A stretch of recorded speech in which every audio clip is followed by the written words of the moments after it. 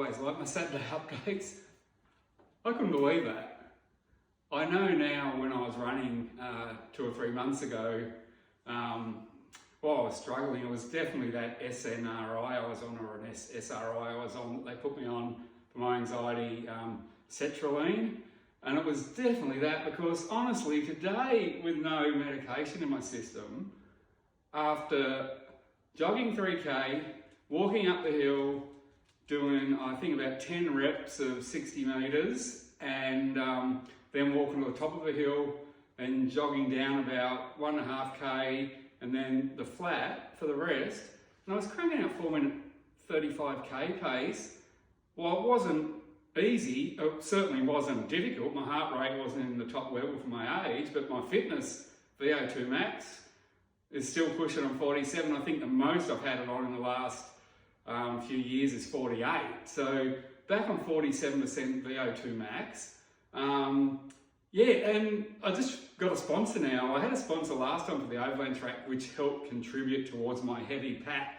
I had on-track meals. Why, they're fantastic and beautiful wet meals like steaks and, you know, things in pepper sauce and gravy, and breakfast, you know, with sausage and chorizo and potatoes and all you need. But like I said, this time I'm carrying all jerky. And before I bought it, I thought I'd see my neighbours who do this amazing beef jerky. This is their company. And they do it so professionally. Honestly, I just saw the, the kitchen, or the smoker and all the dryers, and he was actually producing today, and God, it's fantastic. And they filled my pack up with this, but I just wanted to grab a couple of the nice ones to show you today. A bush spice, which is good for the track, and chimichurri, which is great.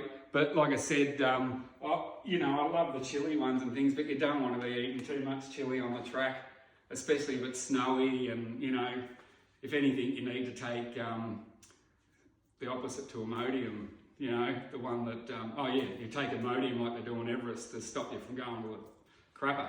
And that's what you need on the overland track some days, especially if you're walking in snow that deep. So yeah, but like I said,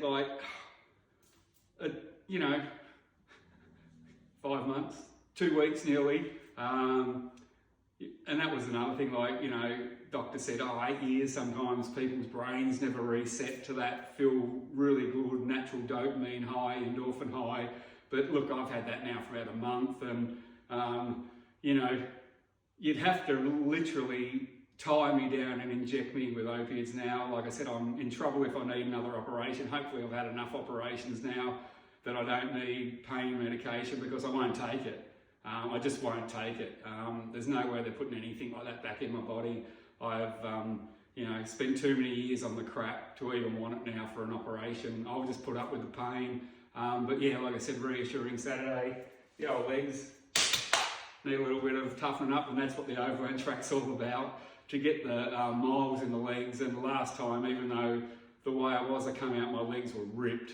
Admittedly, my pack's not as heavy, but I've been climbing more mountains this time because I'm feeling a lot fitter. So so it's all very positive. I'm going to jump back in for my second spar and might have a big water and a Coke, no sugar. And so here we are.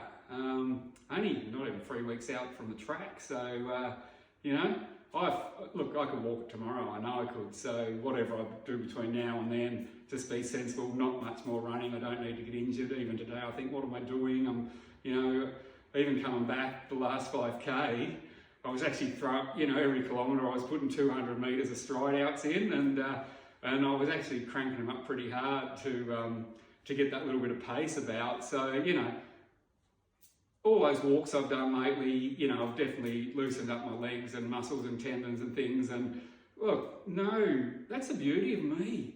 All those years I stood on my feet as a butcher. I don't have any issues with my knees. I had some clean outs and things done, 3 or 4 years ago now. And honestly, my knees are sound. I don't have any hip problems.